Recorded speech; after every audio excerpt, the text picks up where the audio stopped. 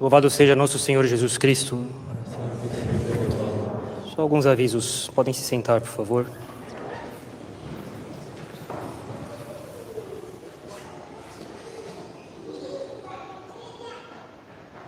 Infelizmente, em momentos de incerteza, de instabilidade, surgem grupos entre os católicos que criam o pânico entre os outros, sempre ameaçando com catástrofes cada vez maiores, ameaçando com a fome, dizendo que Nossa Senhora falou ou mostrou isso ou aquilo para eles, afirmando que o fim do mundo está próximo.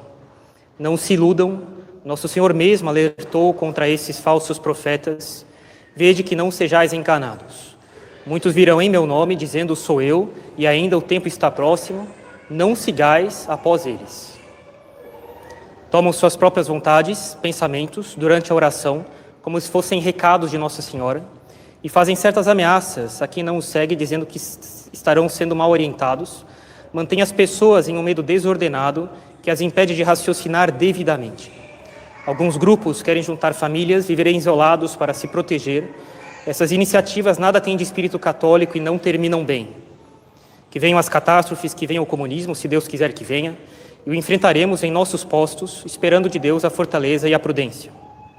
Reconhecemos o Papa Francisco como Papa legítimo, o que não significa que tudo esteja perfeito ou certo. Portanto, pensar que a sé de Pedro está vacante ou pensar que Bento XVI é o Papa é um erro, e um erro grave. Se alguém pensa assim, deve saber que está no lugar errado. Em nome do Pai, do Filho e do Espírito Santo. Amém. Ave Maria, cheia de graça, o Senhor é convosco.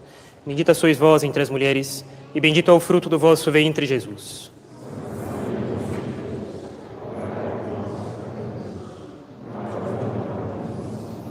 Nossa Senhora das Dores.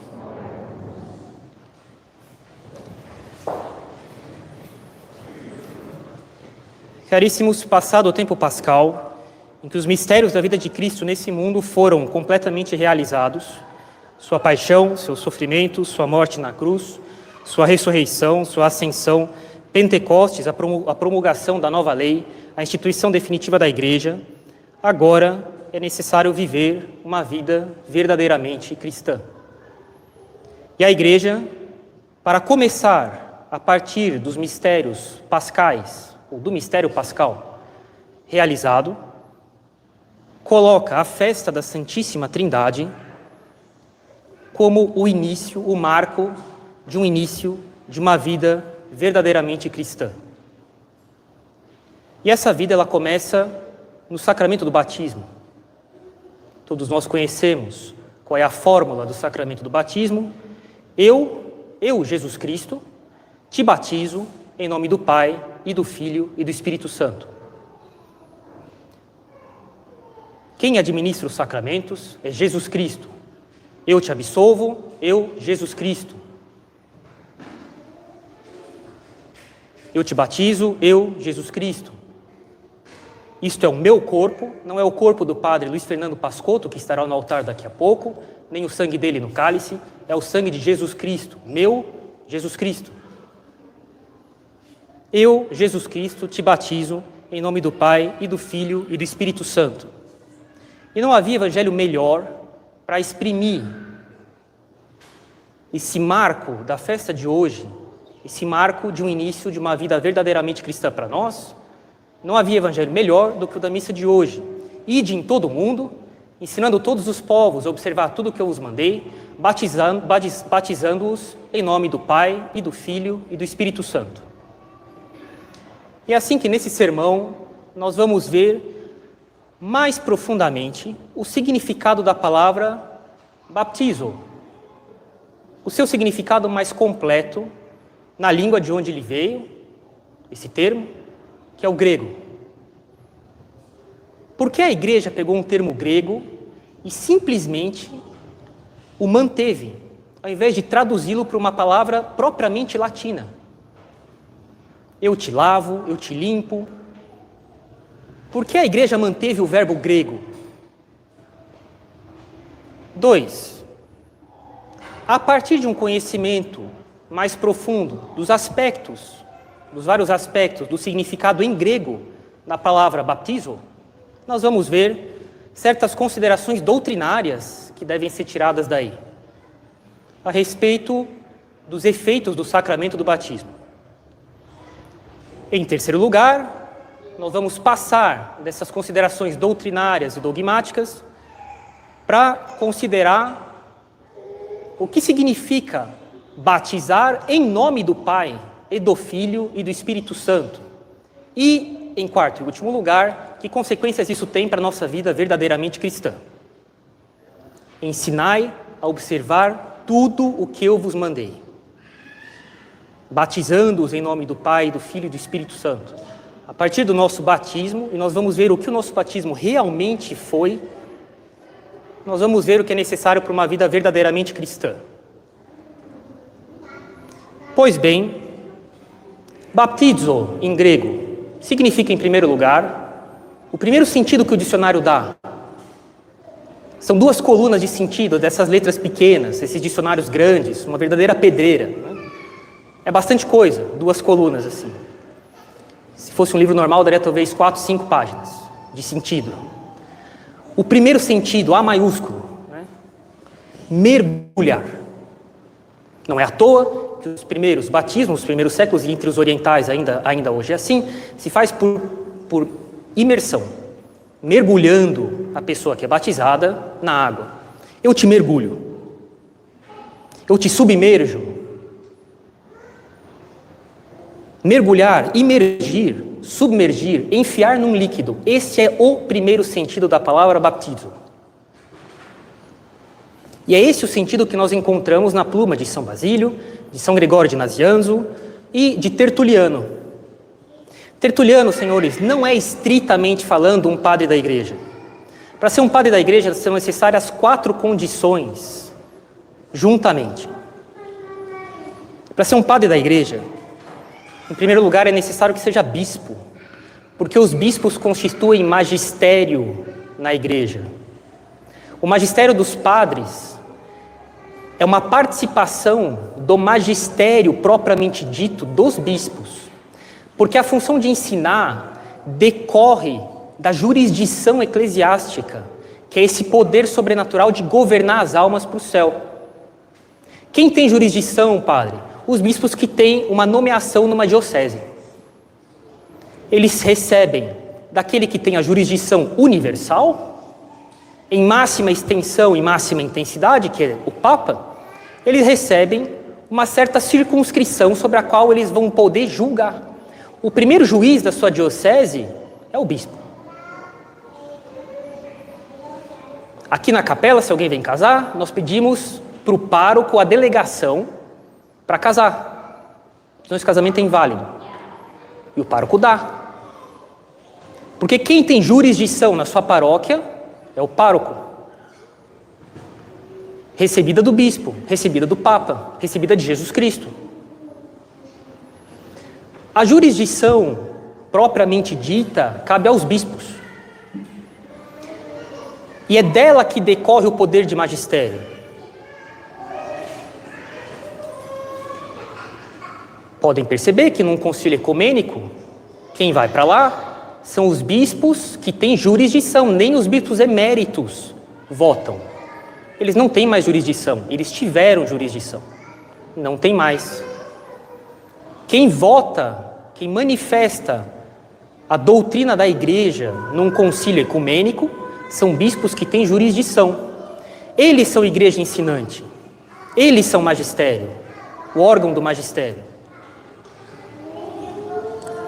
Portanto, para ser padre da igreja e, portanto, ter peso doutrinário na tradição da igreja, tem que ser bispo. Tertuliano nem padre era um advogado romano, do Império Romano. Ele era um leigo. Ele não tem poder de magistério. Em segundo lugar, ele tem que ser antigo, porque, afinal de contas, se eu quero que um bispo seja testemunha da doutrina inicial da igreja, e que é a doutrina que permanece entre nós, mas para mostrar que essa doutrina, desde o começo, é a doutrina da igreja, ele tem que ter uma certa antiguidade. Isso o Tertuliano tem. Depois é necessário que seja santo. E depois é necessário que ele seja ortodoxo, ou seja, tenha a doutrina correta. E ora, Tertuliano era herege no final da vida.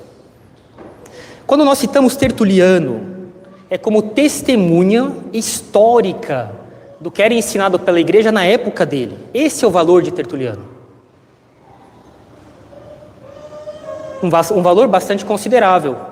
Tanto que os apologetas, os teólogos, os manuais de teologia, usam Tertuliano tantas vezes quanto é necessário como testemunha autorizada, fidedigna, do que era ensinado na época dele. Só isso, mas ele não é estritamente falando um padre da igreja. Mas vejam que esse sentido, então, de mergulhar, imergir, submergir, enfiar num líquido, é o primeiro sentido da palavra baptizo em grego, e é o sentido que nós encontramos em São Basílio e São Gregório de Nissa, de Nazianzo, desculpa, e em Tertuliano, mostrando que era esse o olhar que eles tinham sobre essa palavra em primeiro lugar. Mergulhar, enfiar dentro de alguma coisa. Como consequência disso, haverá um sentido que vai se desdobrar a partir daí, por causa do procedimento habitual das pessoas, já que para lavar as coisas, elas mergulham as coisas em água, vai ter um sentido derivado, que é B maiúsculo no dicionário, lavar, limpar, fazer uma ablução. A palavra baptizo em grego tem esses dois sentidos, e eles não são dois sentidos divergentes. O segundo sentido é decorrência do primeiro. Mas o primeiro sentido de batizar é mergulhar, enfiar alguma coisa dentro de água. E depois, como consequência, lavar, limpar, fazer uma ablução. Tendo então visto, em primeiro lugar, as facetas de significado que a palavra baptizo tem em grego, nós podemos então tirar algumas consequências doutrinárias quanto ao sacramento do batismo. É verdade que o batismo lava do pecado original, limpa dos pecados pessoais também, se a pessoa os tiver, se for um batismo de adulto, usando a água como instrumento. Deus é a causa eficiente principal do sacramento. Eu te batizo, eu, Jesus Cristo. Ele é a causa eficiente principal desse sacramento. O padre, a água, as palavras do padre são causas eficientes instrumentais. Quem toca música mesmo é o violinista. O violino é um instrumento usado para produzir som. O violino por si só não pode produzir som. Ultrapassa as capacidades do violino por si só. A água por si só, a pessoa física do padre, as palavras do padre não podem por si só produzir um efeito sobrenatural. Se nós afirmássemos isso, seria magia. Se um efeito sobrenatural é produzido é porque tem um agente que tem uma virtude maior do que a água, que usa a água como instrumento, porque ele quis usar. Por causa da conveniência disso, porque nós somos seres cuja natureza é também material.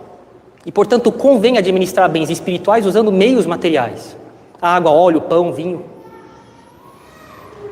Mas Deus, Jesus Cristo, Jesus Cristo, é que batiza. E aí sim, o efeito é perfeitamente proporcional à causa. Padre, como é que é possível que o fogo do inferno queime as almas e as castigue? É fogo de verdade. Isso é a doutrina comum, certa entre os teólogos. Do mesmo jeito que a água é usada como instrumento para lavar, para purificar a alma dos pecados no batismo. O fogo físico não tem como agir sobre as almas espirituais, por si só. Mas ele pode agir se ele for elevado à categoria de instrumento pela virtude divina de Deus. Pois bem, esse sacramento nos lava da mancha do pecado. Mas é necessário reconhecer, em boa filosofia, em boa teologia, que pecado, ele é a privação da graça. O pecado não é alguma coisa que tenha ser. Ele é justamente a ausência, a privação da graça que devia estar lá. Então, como é que é possível limpar uma coisa que não está lá? Lógico que isso é usado num sentido análogo, e não no sentido estrito ao pé da letra. Mas se a gente considera, mas é necessário reconhecer, de fato, o batismo perdoa o pecado original. Ou seja, ele nos faz, ele põe fim a privação da graça santificante nessa alma que recebe o batismo. Isso é igual a perdoar o pecado original. E os pecados pessoais, se a pessoa os tem, se ela é já alguém que está sendo batizado no uso da razão. Mas como o primeiro sentido da palavra batismo é mergulhar, é necessário se perguntar se isso também não tem consequências doutrinárias do que a igreja quer significar, mantendo essa palavra na fórmula do batismo. Porque ela não quer dizer só, eu te lavo em nome do Pai, do Filho e do Espírito Santo. A igreja quer dizer mais alguma coisa, já que a palavra batismo, em primeiro lugar, significa mergulhar. Ao ser batizado, existe um efeito do batismo, que é propriamente o que nos faz perdoar o pecado, o que faz com que o pecado original e os pecados pessoais, se nós os temos, sejam perdoados. Jesus Cristo fala assim: eu te mergulho no nome do Pai e do Filho e do Espírito Santo. Eu te introduzo dentro do nome do Pai e do Filho e do Espírito Santo. Esse é o sentido que São Basílio e São Gregório tinham em mente, em primeiro lugar, sem excluir o outro, que é um desdobramento desse primeiro sentido, e perfeitamente compatível e o completa. Eu te mergulho em Deus. Isso é o que a fórmula do batismo quer dizer. É por isso que o nosso pecado original é perdoado. E aí nós somos lavados do pecado original e dos pecados pessoais, porque nós somos mergulhados em Deus. Vocês já devem ter ouvido falar, e eu vou dar alguns exemplos para que isso fique mais claro, que na mente hebraica, o nome significa o que a coisa é. Quando Deus deu um nome para Abrão, chamando ele agora de Abraão, ele falou: tu serás o pai de um grande povo, Abraão. Porque era o que ele era. É o que Deus tinha escolhido para ele ser. Quando Deus escolheu o nome de Pedro, mudou o nome dele de Simão para Pedro, é porque a partir de agora Deus tinha escolhido para que ele fosse pedra. Melhor falando, uma rocha. Porque litos é pedra. Essas pedras que tem no chão. Petra é um rochedo. Algo que sustenta um edifício. Porque é o que ele é. Quando o anjo disse para Nossa Senhora que o filho dela ia se chamar Jesus, quer dizer Salvador, é porque é o que ele é. É o ser dele. Quando Abraão deu o nome para o filho dele de Isaac, Isaac é um nome interessante, significa Deus ri. Porque os 3 anjos falam, ao visitar Abraão, falam assim: ano que vem nós vamos voltar e tu terás um filho. E Sara escuta dentro da tenda os visitantes, que ela não sabia que eram anjos, falarem isso. E ela ri. Imagina se é possível. Aí ela sai para servir a comida. E um dos visitantes, que era um anjo, fala assim: você riu. Não, eu não ri não, você riu. E um ano depois ela tinha um bebê. E Abraão colocou o nome Deus ri, porque Deus riu por último. É o que Isaac é. A última risada de Deus nessa história. Para o hebreu, o nome exprime o que a coisa é. Israel, forte contra Deus. Mas não é o que o povo de Israel é o tempo inteiro no Antigo Testamento? Quem conhece a história de Israel, do povo de Israel? E hoje, ainda, resistindo ao Messias, com a tenacidade que eles têm de não aceitar Jesus Cristo como Messias, quem irá negar que Deus tenha escolhido um bom nome para esse povo, que é forte contra Deus? Para o judeu, para o semita, o nome é o que a coisa é. É o ser da coisa. Eu te batizo em nome do Pai, do Filho e do Espírito Santo. Quer dizer, eu te mergulho no ser do Pai e do Filho e do Espírito Santo. E é isso que faz com que nós sejamos perdoados do nosso pecado original e se nós os temos, dos pecados pessoais. É isso que o batismo faz. E agora, a partir daí, nós temos outra luz para considerar como começa a nossa vida verdadeiramente cristã. Por um sacramento um rito que produz um efeito sobrenatural a partir de Jesus Cristo em pessoa. Eu, Jesus Cristo, te mergulho no ser do Pai e do Filho e do Espírito Santo. E a partir de agora, a gente consegue ter uma outra visão do que é a vida que Deus deu para nós, desde o batismo e pela qual Ele se dobra em dois para fazê-la crescer e mantê-la. E propagá-la pelo mundo. Com o batismo, nós somos mergulhados no ser de Deus, como uma barra de ferro, enfiada no fogo, continuando o ferro, passa a ter tanta luz e calor como o fogo, que se pudesse falar, diria, já não sou eu quem vivo, é o fogo que vive em mim. Agora eu não tenho mais uma vida de ferro, é como se eu tivesse uma vida de fogo. Isso é o que o batismo faz conosco, criaturas humanas, em relação à natureza divina. Permanecendo totalmente seres humanos e criaturas, a partir de agora nós temos, de fato, numa certa medida, num certo grau, nós participamos da vida de Deus em nós. E cabe a nós conservá-la, aumentá-la e difundi-la. As pessoas do mundo, coitadas, elas sequer podem conceber no horizonte de visão delas que isso exista.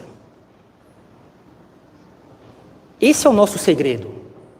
Nós todos temos um mistério dentro de nós que nós sabemos qual é. As pessoas do mundo não, coitadas. Deus queira que um dia elas saibam e participem disso. Serem mergulhadas na Santíssima Trindade. Participantes da natureza mesma de Deus. São João fala, considerai com que amor nos amou o Pai, para que sejamos chamados filhos de Deus, e nós o somos de fato. Lógico, não filhos como Jesus Cristo é filho do Pai, mas filhos adotivos, mas mais do que uma adoção humana, porque a adoção humana é uma ficção jurídica. Enquanto que a adoção divina, de Deus em relação a nós, de fato comunica uma verdadeira vida sobrenatural e divina, que ultrapassa todo o conjunto da criação natural. São Tomás fala, a menor participação da graça ultrapassa toda a totalidade das criaturas naturais, inclusive os anjos, das criaturas, todas. A graça é realmente uma participação da vida divina em nós.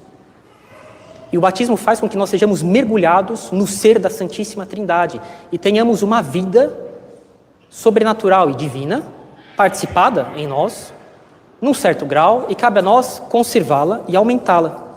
Agora se compreende que esta lavagem que o batismo faz não é uma lavagem como as outras, e por isso a igreja não quis traduzir a palavra. Era um novo conceito que entrava em circulação agora na igreja de Roma.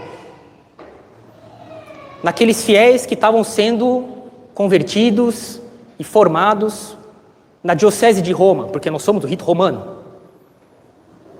E o nosso rito é o rito de Roma desde os primeiros séculos, desde São Pedro e São Paulo. São Pedro e São Paulo não quiseram traduzir para o latim, e os outros papas também não, a palavra batismo. Era necessário que um neologismo grego entrasse no latim, porque havia um novo conceito que seria diminuído, seria rebaixado se ele tivesse sido traduzido por uma palavra que já existisse em latim, que era usado para as coisas cotidianas. Era necessário um novo conceito para uma nova realidade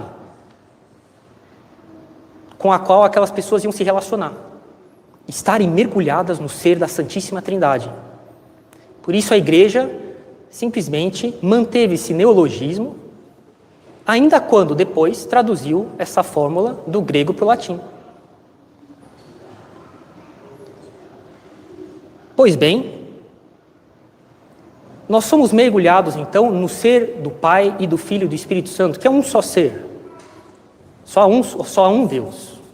Eles são um só Deus. Interessante notar no Gênesis, façamos o homem à nossa imagem e semelhança. E Deus fez o homem. Não está escrito e eles fizeram. Deus fez, é um ser só, em três pessoas realmente distintas. Façamos, ele fez. nós somos mergulhados no Pai, e no ser do Pai, e do Filho e do Espírito Santo. Uma vida interior, divina, da Trindade agora, existe em nós. Uma vida de conhecimento e amor. Qual é a vida da Trindade? É que Deus se conheça e se ame. Deus só faz isso da vida dele, e isso basta. E é fazendo isso que ele conhece todas as coisas. Porque todos os seres são participações em maior ou menor grau do ser de Deus. Deus se conhecendo, ele sabe todos os graus, todas as possibilidades de que as criaturas, de que outros seres, ao serem criados, participem dele. E é assim que ele conhece as coisas.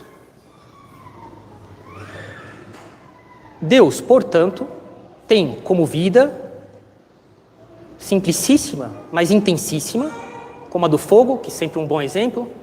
A vida do fogo é extremamente simples, extremamente intensa. Se conhecer e se amar. Se conhecer por uma luz divina, que faz com que ele se conheça perfeitamente a si mesmo e se compreenda perfeitamente, gerando por via de conhecimento o Filho dele, e o Pai e o Filho se amando infinitamente, porque compreendem a infinita bondade que ele é, se amam com um amor proporcional a esse conhecimento, ou seja, um amor infinito, que é propriamente a pessoa do Espírito Santo. Essa é a vida de Deus. Pois bem, caros católicos, bem-vindos a essa vida. Sejam bem-vindos a essa vida. É nessa vida que nós fomos mergulhados, quando nós somos batizados. Ela permanece em nós, ela deve ser cultivada e mantida. Fujam do pecado grave. Compreendam agora a gravidade do negócio, do pecado grave.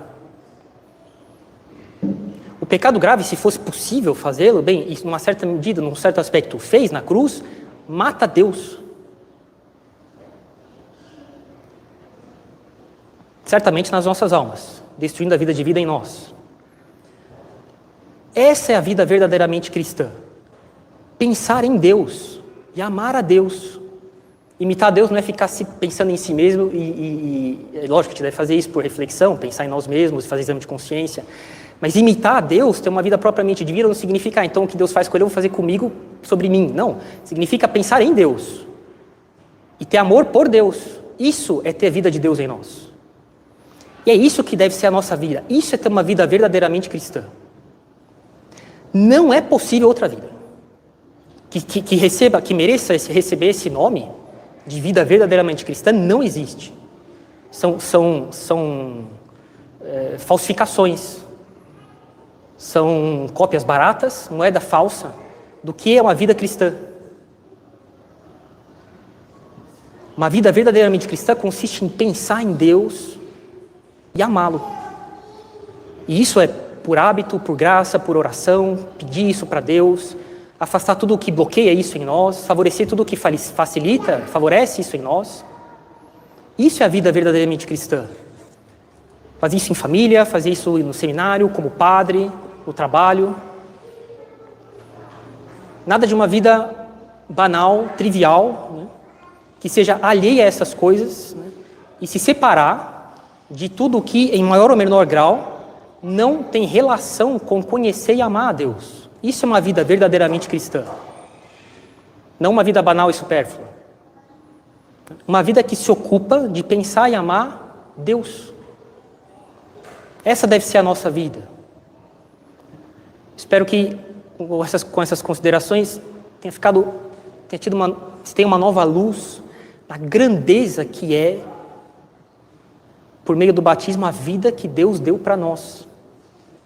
Essa vida pela qual dizer que Deus se dobrou em dois é pouco, né? Pela qual Ele fez a carne dele ser moída na cruz, para que ela fosse recebida por nós, mantida e aumentada em nós. A nossa vida humana, ela é elevada a uma vida propriamente divina. Uma vida que ultrapassa a vida dos anjos, que os anjos têm naturalmente simplesmente por terem sido criados anjos. E uma vida que ultrapassa qualquer horizonte de conceito que as pessoas do mundo possam ter. Isso explica porque quando elas falam de religião, sobretudo da Igreja Católica, elas parecem cegos que ficam tateando assim o pé de um elefante e não conseguem falar o que é propriamente aquele objeto. Eles têm um conhecimento assim precário, mas isso talvez seja ser ainda muito gentil com o conhecimento que eles têm. É inacessível. É inacessível para a razão natural, é inacessível sem revelação sobrenatural o que Deus deu para nós, sermos mergulhados na vida, no ser da Santíssima Trindade. Que isso sirva para que nós tenhamos consideração pela religião que é a nossa vida, a religião que Deus deu para nós, que é a religião católica, ela é a nossa vida. Que isso sirva para que nós tenhamos um outro olhar, um olhar que não é de banalidade, de leviandade sobre essa vida. E que isso sirva para que nós tenhamos uma vida verdadeiramente cristã, mergulhados no ser da Santíssima Trindade, uma vida de conhecimento e de amor de Deus, como Ele se conhece e Ele se ama, não ao modo dos filósofos, que já é bastante, e é muito bom, mas um modo propriamente divino, conhecer e amar a Deus como Ele se conhece e Ele se ama. Essa é a nossa vida. Em nome do Pai, do Filho e do Espírito Santo. Amém.